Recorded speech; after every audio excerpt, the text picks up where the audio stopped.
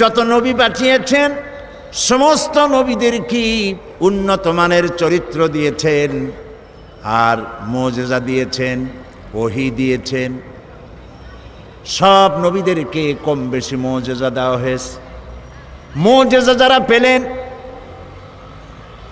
মারা যাওয়ার সঙ্গে সঙ্গে মুজিজা শেষ হয়ে গেল, মুজিজার কার্যকরিতা আর রইল না। যেমন মুসা আলাইহিস সালামের মুজিজা ছিল হাতের লাঠি ফেলে দিলে কি হয়ে যেত। মুসা আলাইহিস সালাম ইন্তেকাল করেছেন, লাঠিখানা কবরে নিয়ে যান নাই। উম্মতেরা হাজারো চেষ্টা করে 1 সেকেন্ডের জন্য এক বিগত একটা সাপ বানাইতে পারে নাই। দাউদ আলাইহিস সালামের মুজিজা ছিল তার গলার আওয়াজ।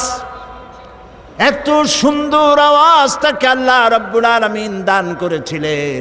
তিনি যখন জাবুর শরীফ তেলাওয়াত করতেন, উড়ন্ত পাখিগুলি ওড়া বন্ধ করে হযরত দাউদের চতুর্দিকে বসে আল্লাহর কালাম শুনত। লোহা ধরে চাপ দিলে পরে পানি হয়ে হাতের কর দিয়া গলে গলে পড়ে যেত।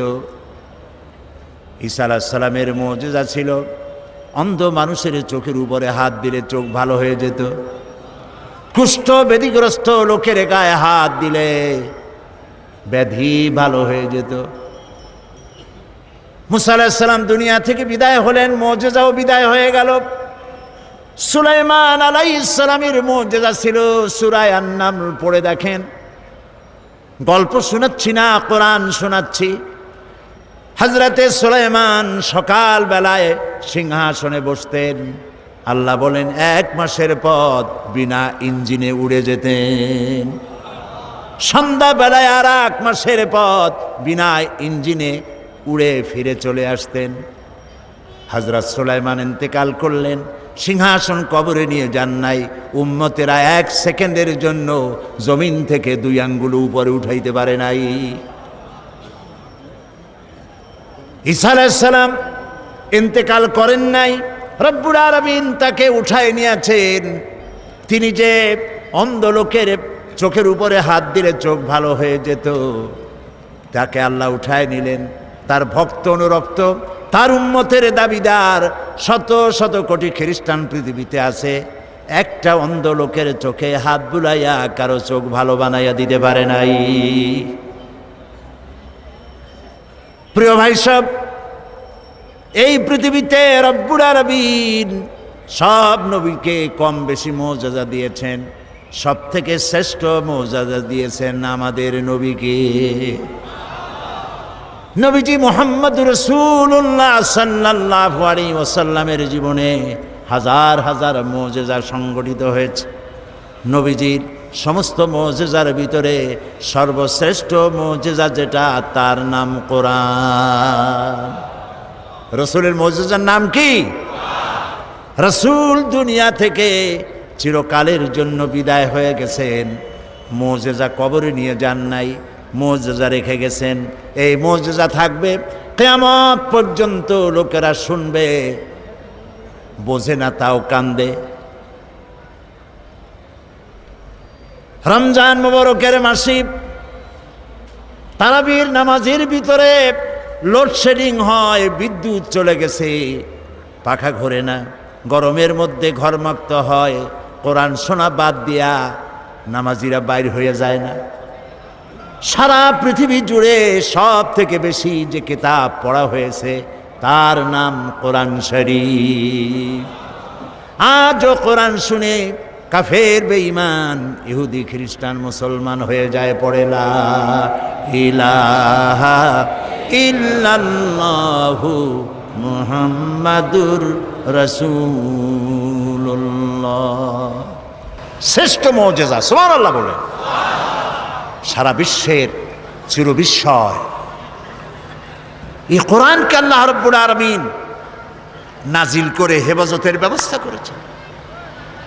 আল্লাহ রাব্বুল আলামিন বলেন, ইন্না নাহনু নাযালনা যিকরা ওয়া ইন্না লাহু লাহাফিজুন। কোরআন নাজিল করেছি আমি আল্লাহ, আর এর সংরক্ষণের সবটুকুন দায়িত্ব আমি গ্রহণ করেছি। কোরআন হেফাজতের দায়িত্ব কার? আল্লাহ হেফাজত করছে। মানুষের সিনার ভিতরে এটাকে বদ্ধমূল করে দিয়েছে। আল্লাহু আকবার। ছোট্ট ছোট্ট বাচ্চারা মুখস্থ করে, এতটুকু এতটুকু বাচ্চা 7 বছর 8 বছর বয়স কোরআন শরীফ মুখস্থ করে ফেলাইছে। এটা যদি আল্লাহর না হতো তাহলে কি সম্ভব ছিল ভাই? সম্ভব ছিল না। প্রতি রমজান মাসে, বুখারীর হাদিস, প্রতি রমজান মাসে জিবরাইল আলাইহিস সালাম নবী করিম সাল্লাল্লাহু আলাইহি ওয়াসাল্লামের কাছে আসতেন আর বলতেন, এ পর্যন্ত যতটুকু নাজিল হয়েছে আমাকে পড়ে শোনান। নবী করিম সাল্লাল্লাহু আলাইহি ওয়াসাল্লাম তেলাওয়াত করে শোনাইতেন আর জিবরাইল আলাইহিস সালাম শুনতেন। এরপরে হযরত জিবরাইল বলতেন, ইয়া রাসূলুল্লাহ, এবার আমি পড়ি, আপনি শোনেন।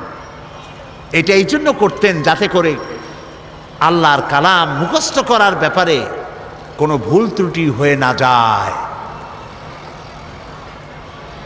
দেখেন না, রমজান মাস আসার আগে হাফেজ সাহেবরা একজন আরেকজনের শুনাইতে থাকে যাতে ইয়াদে কোনো রকম সর্বনাশ না হয়। 3 পারা দিয়ে 7 পারায় না ঢোকে, 9 পারা দিয়ে 13 পারায় না যায়। এই জন্য হাফেজ 2 জন রাখা লাগে মসজিদে, যেহেতু পিছনে তো আপনারা বুঝবেন না যে কোন জায়গাতে কোন সর্বনাশ হয়ে গেল।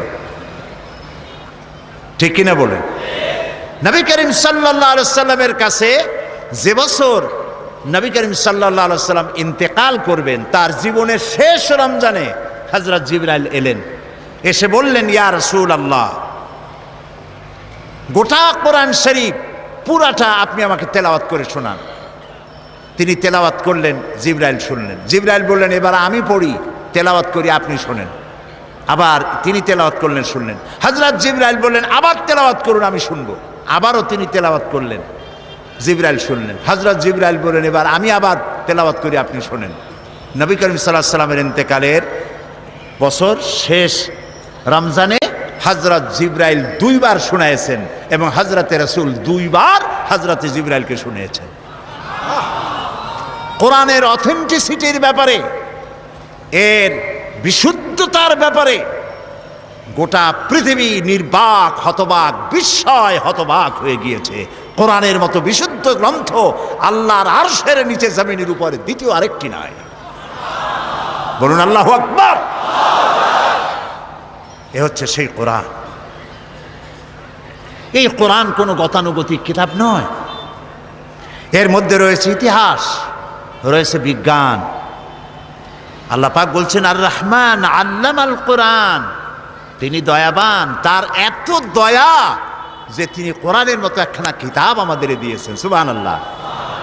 গতকালকে বলছিলাম না, কি বলছিলাম? মাথা তো ঝুলাইলেন। গতকাল বলেছিলাম, অনেক কথার মধ্যে এটা বলেছিলাম আল্লাহর কথা। কুল বিফাদলিল্লাহি ওয়া বিরহমাতিহি ফাবিযালিকা ফালইফরাহু হুয়া খায়রুম মিম্মা ইয়াজমাউন। বলুন হে নবী, আপনি বলেন, বিফাদলিল্লাহি ওয়া বিরহমাতিহি, আল্লাহর করুণা, আল্লাহর দয়া হচ্ছে তোমাদের প্রতি এই যে কোরআনের মতো একখানা কিতাব আল্লাহ তোমাদের দিয়েছেন। জুড়ে বলেন সুবহানাল্লাহ। আল্লাহ, তোমার কোরআন সহি তেলাওয়াতের তৌফিক আমাদের দাও। আল্লাহ, তোমার কোরআন বোঝার তৌফিক তুমি আমাদের দাও। হায় আল্লাহ, তোমার কোরআন প্রতিষ্ঠার আন্দোলনে আমাদের সকলকে শামিল করে দাও। কোরআন, এতে রয়েছে ইতিহাস, এতে রয়েছে দর্শন, ভূগোল, খগোল, নৃতত্ত্ব, ভূতত্ত্ব, এতে রয়েছে জিওমেট্রি, ম্যাথামেটিক্স, অ্যালজেব্রা, এতে রয়েছে পৌরবিজ্ঞান, সমাজবিজ্ঞান, এতে রয়েছে স্বরাষ্ট্র, পররাষ্ট্র নীতি, রয়েছে অর্থনীতি, রয়েছে রাজনীতি, সব নীতি রয়েছে এর মধ্যে। কিন্তু রাজনীতি আছে বলে কোরআন কোনো রাজনীতির কিতাব নয়। ভাইরা বুঝতেছেন আপনারা? রাজনীতি আছে বলে কোরআনকে কি আমরা বলবো? কখনো বলবো না। কোরআনে বিজ্ঞান আছে তাই বলে আমরা এটা বিজ্ঞানের কিতাব বলবো না। কোরআনে অর্থনীতি আছে বলে এটাকে আমরা অর্থনীতির কিতাব বলবো না। তবে কি বলবো? আমরা বলবো এই পৃথিবীর মানব গোষ্ঠী তাদের জীবন পরিচালনার জন্যে যত নীতি প্রয়োজন সকল নীতির মূল নীতি বিধৃত হয়েছে এই কোরআনের মধ্যে। সব আছে, আল্লাহ তাআলা সব কথা খুলে খুলে বয়ান করে দিয়েছেন। এখন এই যে কোরআন আমরা পেয়েছি আল্লাহর কাছ থেকে, আল্লাহ তাআলা আমাদের দিয়েছেন, এই কোরআন শুধু নামাজ রোজার কথা বলেনি। কোরআন শরীফ ৬৬৬৬টি আয়াত বলা হয় কম বেশি। এই ৬৬৬৬টি আয়াতের মধ্যে মাত্র ৫৫০ আয়াত হচ্ছে হুকমে শরঈ। বলুন তো কি মানে? আদেশ নিষেধ, শরীয়তের বিধান সংক্রান্ত আয়াতের সংখ্যা ৫৫০। একটু ভাবুন, একটু চিন্তা করেন, মজা পাবেন। তো ৬৫০০ আয়াতের মধ্যে যদি ৫৫০ আয়াত হয় আদেশ আর নিষেধ, বাকি আয়াতগুলি কি তা কি কখনো চিন্তা করার অবকাশ হয়েছে আমাদের? মাথায় কি চিন্তা আসছে? কখনো আসে নাই। কপাল আমাদের এমনি এমনি পড়ে নাই। ইরাকের ভাগ্য এমনি এমনি নষ্ট হয় নাই। Palestine, Kashmir, Chechnya, Bosnia, Somalia, Eritrea, আলজেরিয়ার ভাগ্য এমনি এমনি নষ্ট হয় নাই। নষ্ট হয়েছে আমাদের কারণে। কাদের কারণে? আমাদের কারণে। আমরা কোরআনের কাছের থেকে যখন যাই চোখ বুজে যাই। এক ফকির, সে নাকি বলেছিল, কোন জাতের ফকির জানি না, সে তার স্রষ্টার কাছে বলেছিল, স্রষ্টা আমি তো গরিব ফকির, তোমায় তো সব কিছুই দিতে পারো, তা আমাকে যদি তুমি একটু ধনসম্পদ দিতে, যা দিয়ে আমি জীবনে খয়রাত না করে পারি, ভিক্ষা না করে পারি, এরকম যদি একটু কিছু দিতা। তার দোয়া মঞ্জুর হয়ে গেল। এখন তার জন্য স্রষ্টা ব্যবস্থা একটা করলেন। ওই ফকির রাস্তা দিয়ে বাড়ি আসতেছে, বাড়ির কাছাকাছি এসে চিন্তা করলো, আচ্ছা অন্ধরা রাস্তা হাঁটে কেমনে, কেমনে তারা পথ চেনে, একটু দেখি তো কিভাবে। অন্ধরা চোখ না থাকলে কি কষ্টটা তাদের হয়। চোখ বুঝা বাড়ি যাওয়ার রওনা করছে। প্রতিমধ্যে একটা বস্তার মতো পায়ে ঠেকলো। সে গালি দিল, কোথার বস্তার বেটা, বস্তা, একটা বস্তা ভাড়ায় ধুইছে, থর আর জায়গা পাইল না, রাগ করে গালাগালি দিয়ে বাড়ি চলে আসলো। অনেকদিন পর সে দোয়া করলো যে আল্লাহ, হে আমার স্রষ্টা, দোয়া তো কবুল হইল না। স্রষ্টা স্বপ্নে জানাইলো, তোমারে তো আমি দিছিলাম, কিন্তু তুমি তোমার ভাগ্য পাও দিয়া ঠেলে ফেলেছ। সব জায়গায় চোখ খুলে আসছো, যেখানে মণিমুক্তা ভরা বস্তা রাখছিলাম ওই জায়গায় চোখ বুঝাইতে গেছো। এই পৃথিবীতে মানুষের, মুসলমানেরা তাদের স্বাধীনতা, সার্বভৌমত্ব, তাদের ইজ্জত, তাদের সম্ভ্রম, তাদের নেতৃত্ব, তাদের কর্তৃত্ব, তাদের প্রভুত্ব পৃথিবীর উপরে প্রতিষ্ঠিত করে দেবে যে কোরআন, সেই কোরআনের ব্যাপারে তারা অন্ধ। সব বোঝে, কোরআন বোঝে না। বিমল মিত্রের কড়ি দিয়া কিনলাম বই, এত বড় বই, আগাগোড়া পড়তে মাথায় যন্ত্রণা হয় না। শরৎচন্দ্র, বঙ্কিম, রবীন্দ্রনাথের রচনাবলী এত বড় বড়, সব পড়ে, মাথায় যন্ত্রণা হয় না। কিন্তু কোরআনে কারিমের অনুবাদ সহ পড়তে গেলে মাথায় যন্ত্রণা, পেটে গ্যাস্ট্রিক, চোখের মধ্যে জ্বালা করে, কানের মধ্যে সনসন করে, তাই তকদিরও ঠন ঠন করে। এই তকদিরকে যদি আমরা তকদির খুলতে চাই, ভাগ্য বদলাতে চাই, এই কোরআনের বিকল্প আকাশের নিচে জমিনের উপরে কিচ্ছু নাই। প্রিয় ভাই সব, এই কোরআন এমন এমন ঘটনা বর্ণনা করেছে যা ষষ্ঠ শতাব্দীর দুনিয়া এর কিছুই জানতো না। এ কোরআন অবশ্য কিছু কিছু ঘটনা ইহুদিদের কিতাব এসছে, কিন্তু তা অতিরঞ্জিত, বিকৃত হয়ে এসেছে।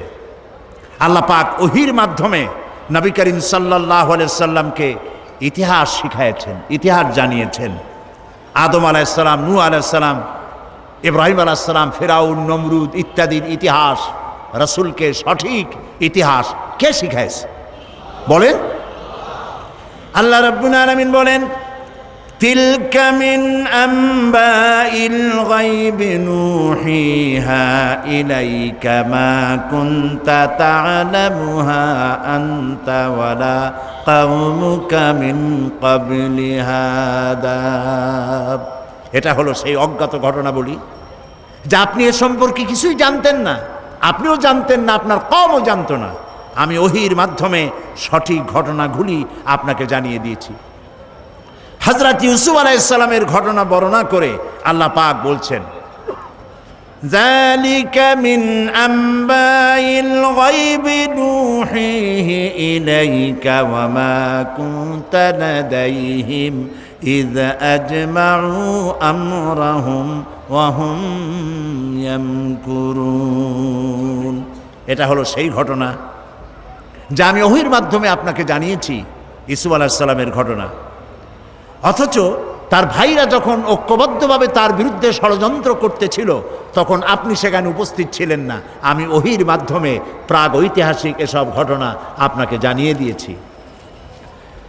আল্লাহ রাব্বুল আলামিন হযরত মূসা আলাইহিস সালামের ঘটনা রাসূলকে কোরআনের মাধ্যমে শোনাচ্ছেন আর বলছেন, وما كنت بجانب الغربي إذ قضينا إلى موسى الأمر وما كنت من الشاهدين। আর সিনাই পর্বতের পশ্চিম প্রান্তে মূসা আলাইহিস সালামকে আমি যখন তাকে নির্দেশাবলী দিয়েছিলাম, আপনি সেখানে উপস্থিত ছিলেন না। আমি ওহীর মাধ্যমে আপনাকে সে ঘটনাও জানিয়েছি। كذلك نقص عليك من أنباء ما قد سبق وقد آتيناك من لدنا ذكرا। এভাবেই আপনার কাছে অতীতের সমস্ত ঘটনা বলি আমি আপনাকে নিজের নিকট থেকে একটির পর একটি করে ওহীর মাধ্যমে জানিয়ে দিয়েছি। এভাবে আল্লাহ তাআলা রাসূলকে ইতিহাস জানালেন। আল্লাহ তাআলা রাসূলকে বিশ্বলোক সম্পর্কে, ঊর্ধ্বলোক সম্পর্কে জ্ঞান দান করেছেন। 1665 খ্রিস্টাব্দে স্যার আইজ্যাক নিউটন তিনি মাধ্যাকর্ষণ শক্তির কথা বিশ্ববাসীকে জানালেন।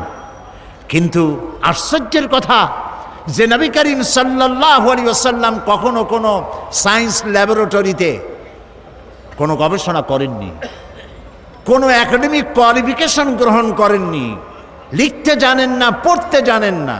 স্যার আইজ্যাক নিউটন যে তথ্য তিনি দিলেন 1665 খ্রিস্টাব্দে, আজ থেকে 1500 বছর পূর্বে এক নিরক্ষর উম্মি নবীর মুখ থেকে আল্লাহ রাব্বুল আলামিন সেই মাধ্যাকর্ষণ শক্তির কথা কোরআন শরীফে আল্লাহ উল্লেখ করে দিয়েছেন। আল্লাহ রাব্বুল আলামিন বলেন, ইন্নাল্লাহা ইউমসিকুস সামাওয়াতি ওয়াল আরদা আন তাজুলা। নিশ্চয়ই আল্লাহ নবমণ্ডল এবং ভূমণ্ডলকে এমনভাবে ধারণ করে রেখেছেন যে এটা পরস্পর থেকে বিচ্ছিন্ন হতে পারে না। এর মধ্যেই ইঙ্গিত রয়েছে যে প্রত্যেকটি গ্রহের আলাদা আলাদা ল অফ গ্র্যাভিটেশন, মাধ্যাকর্ষণ শক্তি রয়েছে। সুবহানাল্লাহ বলুন। আমি ব্ল্যাক হোলের কথা আপনাদেরকে গত বছর না কবে শুনিয়েছিলাম। এই ব্ল্যাক হোলের কথা, অন্ধকূপের কথা আজ বিজ্ঞানীরা বলছেন। মহাশূন্যের ভিতরে রয়েছে ব্ল্যাক হোল। ব্ল্যাক হোলটা কি, একথা আমি আপনাদের সামনে আলোচনা করেছিলাম যে সূর্য হচ্ছে পৃথিবীর চাইতে 13 লক্ষ গুণ বড়, আর গ্যালাক্সির ভিতরে, ছায়াপথের ভেতরে, মিল্কি ওয়ের ভেতরে রয়েছে অসংখ্য তারকা এমন, যার এক একটি তারকা যে সূর্য পৃথিবীর চাইতে 13 লক্ষ গুণ বড়, এরকম 2.5 থেকে 3 কোটি সূর্য খাইয়া হজম করতে পারে এমন হাজার হাজার তারকা আল্লাহ তাআলা মহাশূন্যে রেখে দিয়েছেন। বিজ্ঞানীরা মনে করেছিল এইটাই সব থেকে বড়, মহাশূন্যের থেকে বড় আর কিছু নাই। পরবর্তী সময় বিজ্ঞানীরা দেখলো যে না, ওর থেকেও বড় জিনিস আছে। সেটা কি? সেটা হলো ব্ল্যাক হোল, অন্ধকূপ। সেই অন্ধকূপ হচ্ছে এত বড় কূপ যে তারকাগুলি, ওই তারকা, কোন তারকা কোন তো, যে তারকায় সূর্য খাইতে পারে, এই রকমের অসংখ্য সূর্য খাইয়া হজম করতে পারে যে তারকাগুলি, সেই তারকাগুলি মহাশূন্যে ঘুরতে ঘুরতে যদি ব্ল্যাক হোলের রেঞ্জের ভিতরে এসে যায়, তাহলে ব্ল্যাক হোল এই তারকাগুলিকে চকলেটের মতো চুষে নিমিষের মধ্যে অদৃশ্য করে দেয়। এই কথা বিজ্ঞান বলল কবে? এই মাত্র কদিন আগে। আল্লাহ রাব্বুল আলামিন এই ধারণা আজ থেকে ১৫০০ বছর আগে নবীজির কাছে ব্ল্যাক হোলের ধারণা দিয়ে রেখেছেন। আল্লাহ তাআলা বলছেন, ফালা উকসিমু বিমাওয়াকিন নুজুম, শপথ সেই পতিত স্থানের যেখানে তারকাসমূহ নিপতিত হয়। বিজ্ঞানীরা খুঁজলো তারকাগুলি নিপতিত হয় কোথায়, তারা খুঁজে পেল সেই ব্ল্যাক হোলের ভেতরে তারকাগুলি নিপতিত হয়। এ কথা আজকে আবিষ্কার হলো, কিন্তু কোরআন বলেছে অনেক অনেক অনেক আগে। সুবহানাল্লাহ। প্রিয় ভাই সব, মানুষ এই যে চন্দ্র সূর্য সৌরজগৎ সম্পর্কে এর গতিশীল, সবকিছুই যে গতিশীল, কোপারনিকাস, কেপলার, গ্যালিলিও, নিউটন, এসব বিজ্ঞানীদের জানার বহু পূর্বে ইসলাম, কোরআন মানুষকে তা জানিয়ে দিয়েছে। এই পৃথিবীর সবকিছুই গতিশীল, এ সম্পর্কে মানুষের বিভিন্ন ধারণা ছিল। কেউ বলেছে চন্দ্র ঘোরে, কেউ কয় সূর্য ঘোরে, কেউ কয় কিছুই ঘোরে না, কেউ কয় সম্ভবত আমরাও ঘুরি। কিন্তু মূল কথাটা কি, ঘোরে কে, এ বিষয়ে ফাইনাল সিদ্ধান্ত কে দিতে পারবেন বলেন তো সবাই?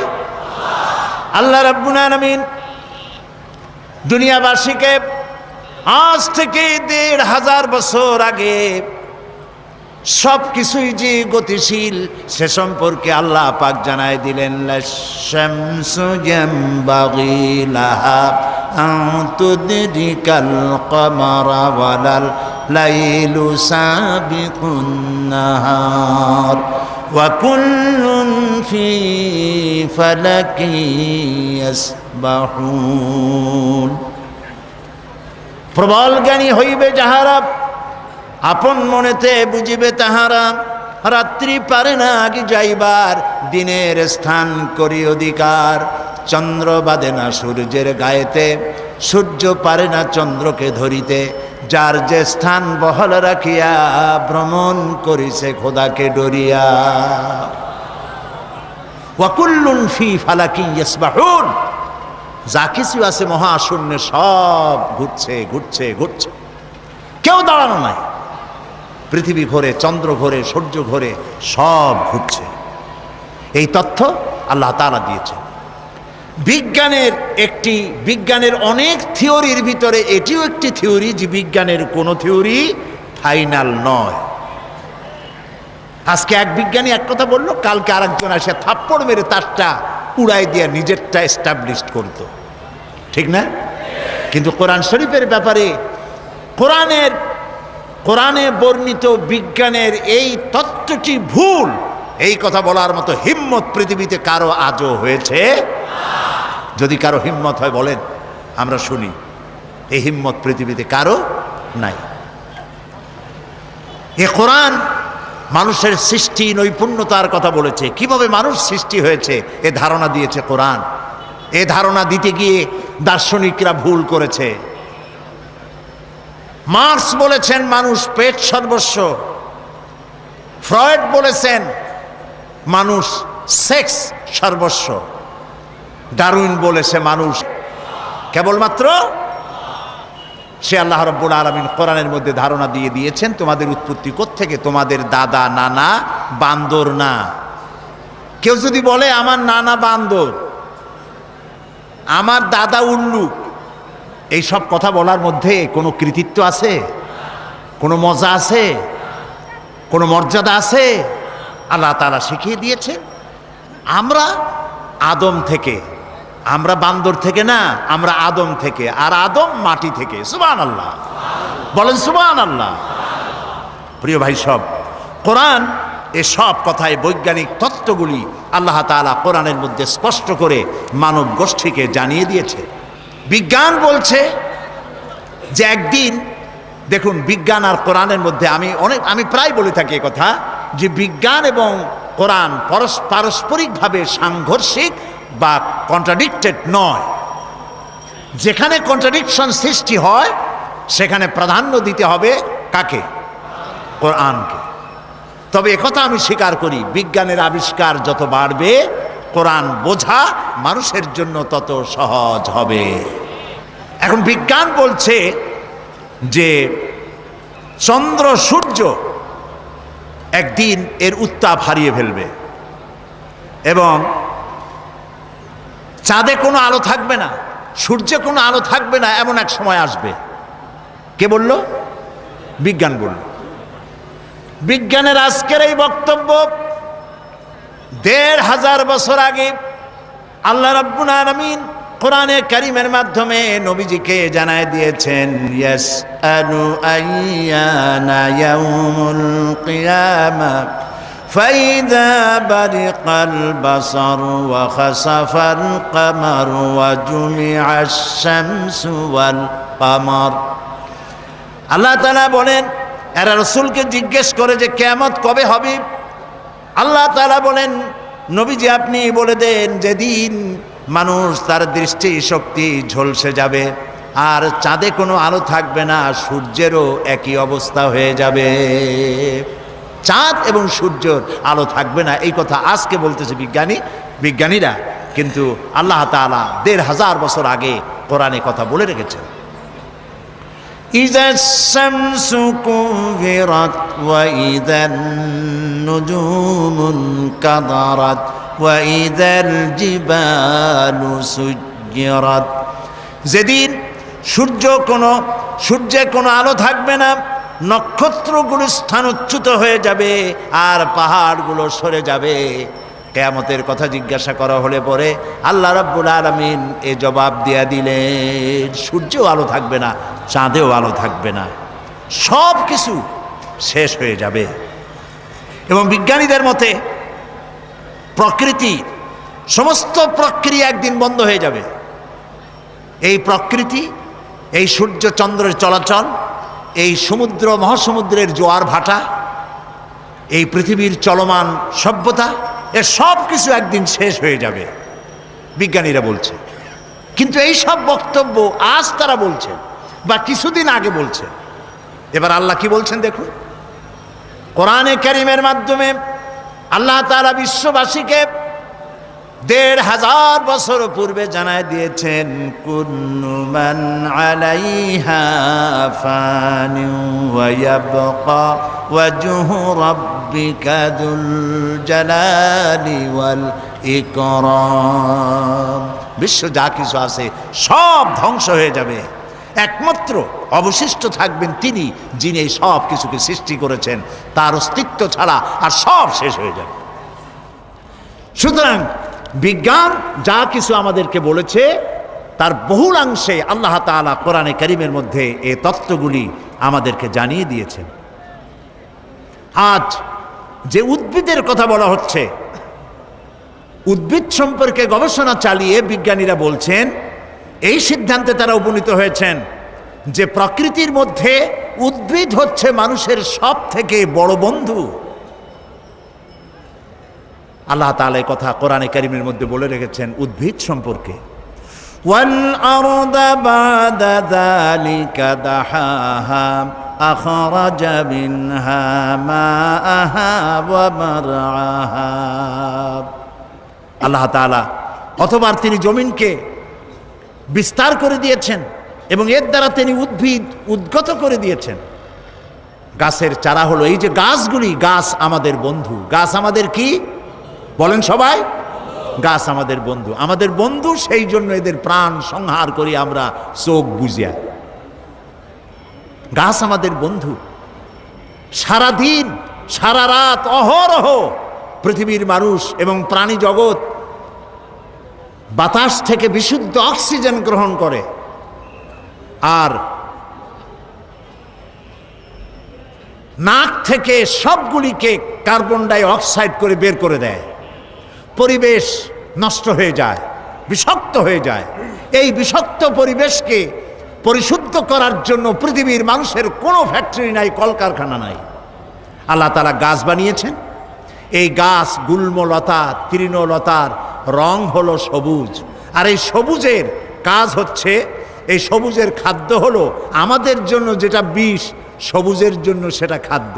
আমাদের ছেড়ে দেওয়া কার্বন ডাই অক্সাইড তারা গ্রহণ করে, এবং সূর্যের উত্তাপ, সূর্যের আলো আর গ্রিন রং দুটোতে মিলে এক প্রকারের রন্ধন ক্রিয়ার মধ্য দিয়ে সারা রাত বসে এটাকে তারা আবার অক্সিজেন বানায়া শূন্যের ভিতরে ছেড়ে দেয়, যা দিয়ে জগৎবাসী বেঁচে থাকে। সুবহানাল্লাহ। এই জন্য আপনি প্রয়োজনে তো গাছের পাতা ছিঁড়বেন, কিন্তু বিনা প্রয়োজনে আপনি প্রয়োজনে গাছ কাটবেন, বিনা প্রয়োজনের গাছের পাতাও ছিঁড়বেন না, কারণ গাছের পাতাগুলি আল্লাহর জিকির করে। মুসলিম শরীফের হাদিসে এসেছে, কেউ যদি একটি গাছ লাগায় সৎ নিয়ত করে, ওই গাছের ফল যত প্রাণীতে খাবে, যত পাখিতে খাবে, মানুষের আশ্রয় নিবে, মানুষের উপকৃত হবে, সদকায়ে জারিয়ার এই সব কিয়ামত পর্যন্ত বৃক্ষ যে লাগিয়েছিল তার আমলনামায় লেখা হবে। সুতরাং গাছ কাটবেন বেশি না লাগাবেন বেশি? বলেন কি করবেন বেশি? বেশি করে লাগাবেন, বেশি করে লাগাবেন। নবী করিম সাল্লাল্লাহু আলাইহি সাল্লাম যখন যুদ্ধে যেতেন তখন কয়েকটি কথা সাহাবায়ে কিরামদেরকে শুনিয়ে দিতেন। এক নম্বরে বলতেন, অসুস্থ, বৃদ্ধ, নারী, শিশু, এই লোক